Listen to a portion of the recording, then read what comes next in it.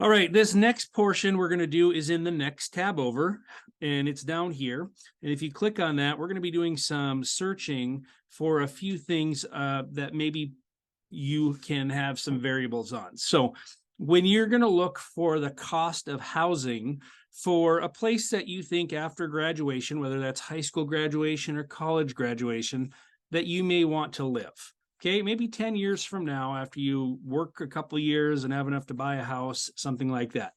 So how many bedrooms do you think you want to have? Go ahead and just type that in. This is just to kind of feel for this. How many garages? You know, do you need a garage? Is garage important to you? Do you want to have a little shop? Number of bedrooms. So do you want to have a guest room for people that come over from out of town and stay with you, or do you just want the bare minimum bedrooms? And the area you want to live, you can see here there's a drop down menu, so go ahead and click that. And you can pick in town, you can pick in a metropolitan area, you know, that'd be an inner city, you know, New York City, Minneapolis, something like that. In the country, you know, then maybe that's on a small acreage, maybe a big farm, whatever it may be. Or you have an option of like on the lake, because each of these properties have different things you would search for as you're searching for your specifications. So go ahead and fill that out. And then what I want you to do, and land size. Okay, so click that. You've got a regular city lot. That's going to be like something you would see in town here. A large city lot, maybe that's something like over on 19th Street on the Menards Road.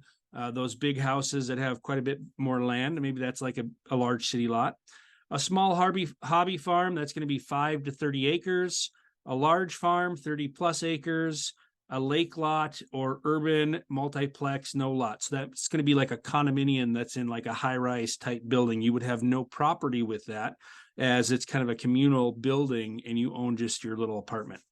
So pick what land size you would have and then what area you'd want to live in. And I want you to think about, as you're going to search for a home, I want you to think about the community that you want to live in. If you know that you want to stay in South Dakota, then look for a community in South Dakota. Maybe you know you want to move to Sioux Falls, then look at there.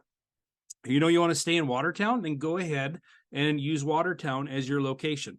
If you know you want to move to Miami on the beach, then put in Florida or wherever your specifications are that you think would be ideal for you to live.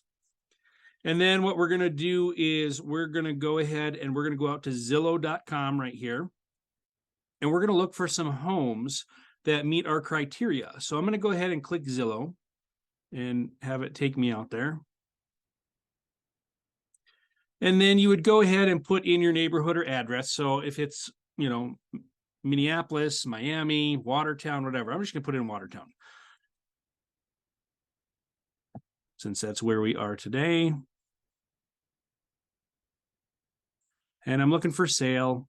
I don't necessarily want to rent. I want to have something when I'm done paying for it. And you're going to go ahead and you're going to see all of these different properties in here that are available in Watertown. And you can go ahead and you can change some of those parameters. You told me on that sheet how many bedrooms you wanted. If you know you want 4+ bedrooms, check that.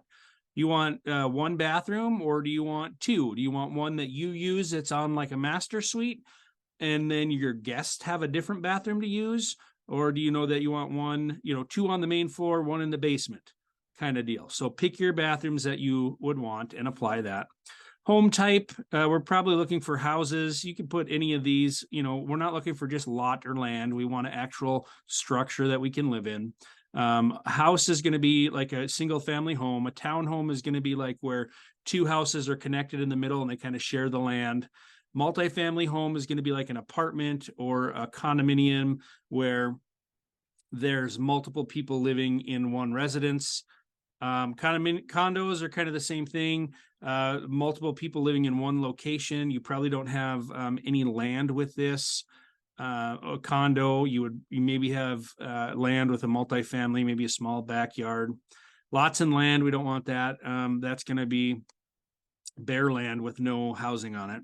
Apartments, you could leave that. And manufactured is going to be like trailer homes or homes that they make off site and move in.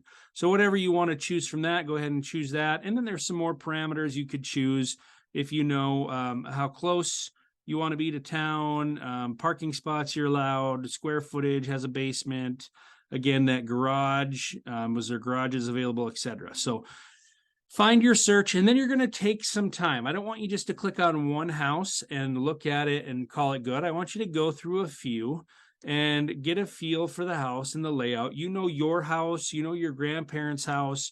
Go through it and look at the pictures and see if it would meet your needs. So you're going to take this time, you're going to look at the property, look where it's at, you're going to go through the various pictures of let's say at least three different properties you're going to examine and analyze. And then you can search through them, you can pick the pictures and go through and see what kind of yard it has, and you know, how close are the neighbors, things like that. So you're going to do that. All right, so we're going to use this house as an example. I'm going to scroll down on this menu here, down towards the bottom, and there should be some information for me to go ahead and see what the estimated monthly costs are.